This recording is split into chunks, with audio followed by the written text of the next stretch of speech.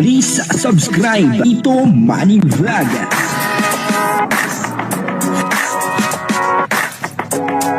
Payagan po si Tito Manny Vlog na mag-reactor para pambiling gamot sa kanya pong karamdaman. Ngayon po sa nakikita po natin dito kay Kalinga Pedro ay masaya po siya.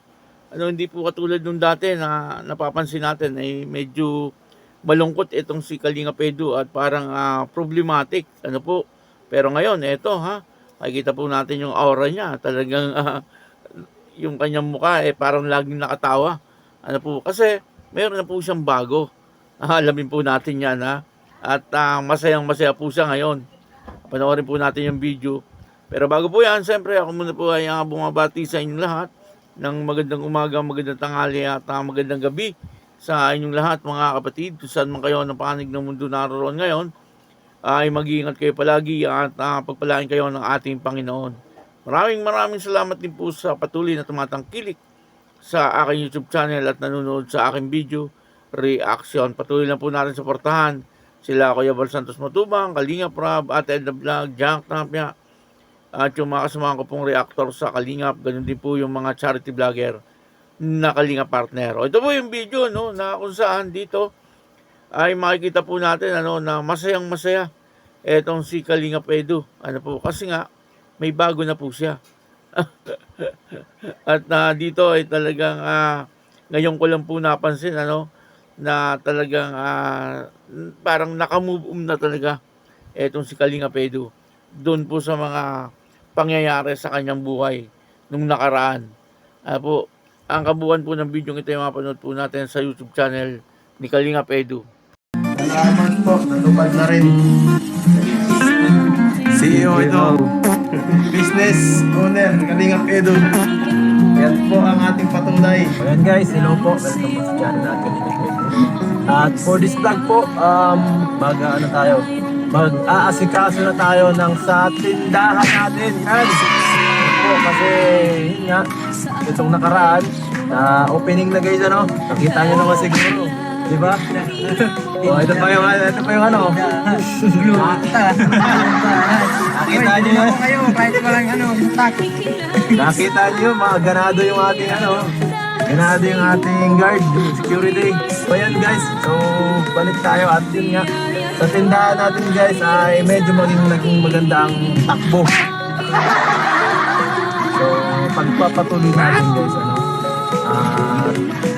ito po, pupuntahan po natin ngayon ang Velvet Box kasi tayo, refill o hindi man refill parang restock. Restock tayo guys ng ating mga inventory, kasi naubos guys, grabe. Hindi ko akalain guys, within almost 2 weeks yata naubos yung ating 1,000 na sabon. Pagluta, grabe yung demand guys. In 2 weeks, hindi pa 2 weeks yun naubos agad. Grabe, ano bang ginagawa nyo sa sabon natin mga Kalingap? Kinakain nyo na ba po yun? Grabe, bilis mo ubos. Grabe yung ubos. Si Melvin, tanongin nyo. Melvin, anong ginawa mo sa glutang 30? Nilaga ko po kuya. Nilaga ko na. Sa po yung luta. Ang bihira, baka. Ko na po. Ang bihira. Tama lang po yung sa bantaw.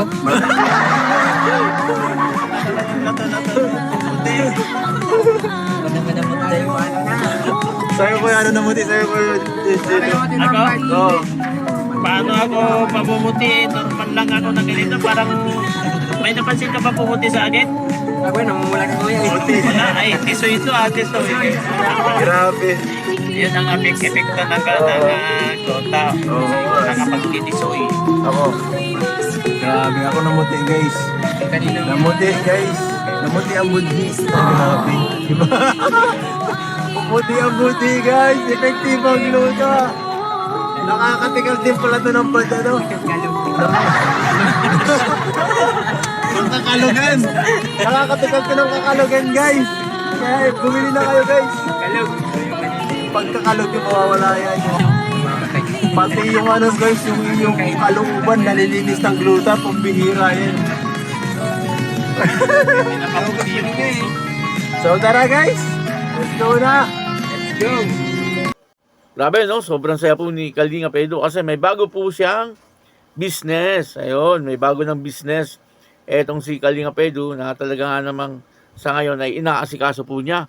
Ano po, at yun nga daw pong 1,000 na sabon, ano, na may glutathione ay inabot lang ng 2 weeks. Medyo malakas. Ano po, medyo malakas. Pero siyempre, mas maganda kung mas lalakas pa.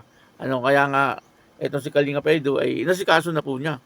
Ano, na magkaroon po siya ng tindahan. Ano po, siguro yung tindahan ng mga pampabeauty. O haluan pa niyang iba. Yun na, ano, dito nakita po natin ano, na sobrang saya ni Kalinga Pedro.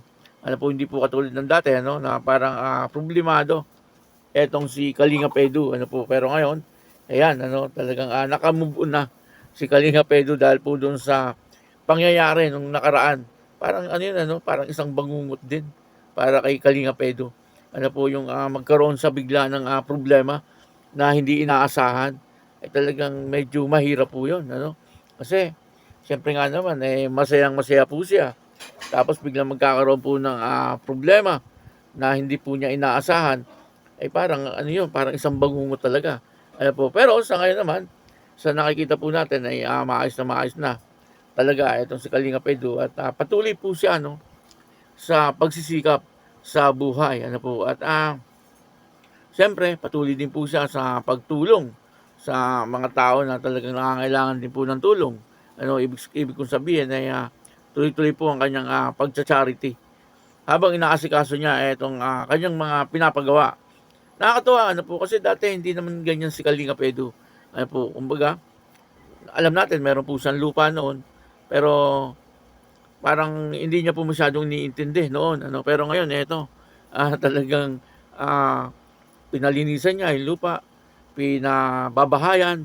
Talagang ito po ang ginagawa ni Kalinga Pedro ay siguro ipagpaplano na rin ito, no? Kasama po sa mga plano niya para lumagay sa tahimik. Ano ibig kong sabihin? Para sa pag-aasawa na po siguro ito yung mga ginagawa niya. Kasi siyempre, naglalagay po siya ng business. Ano, at nagpapatayo po siya ng bahay. Ano, sa bagay, mas maganda rin po yan, ano? Habang kumikita po siya kasi yung pagbablog ay hindi naman po habang buhay na malakas po yan, ano? Minsan naghihina, minsan ay malakas. Kumbaga ay hindi permanente ang kita.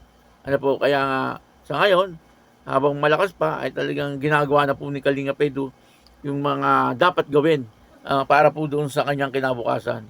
Ano po, yun po ang nakakatawa kay Kalinga Pedro. Ano po, na talagang naandun po yung kanyang pagsisikap. Ano po, habang nung nakaraan, ang pinagawa niya yung parang yung bahay po nila. Ano, bahay po ng kanyang papa at mama. Parang pinalaki niya, ano, nilagyan ng parang taas, third floor.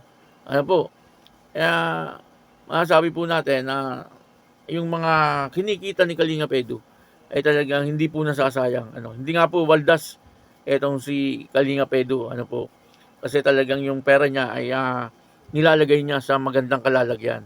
Ano po, pero nagsishare din po siya ano sa kanyang mga kinikita. Nakikita naman po natin ano na bawat kanyang tinutulungan ay binibigyan din po niya ng grocery at pera.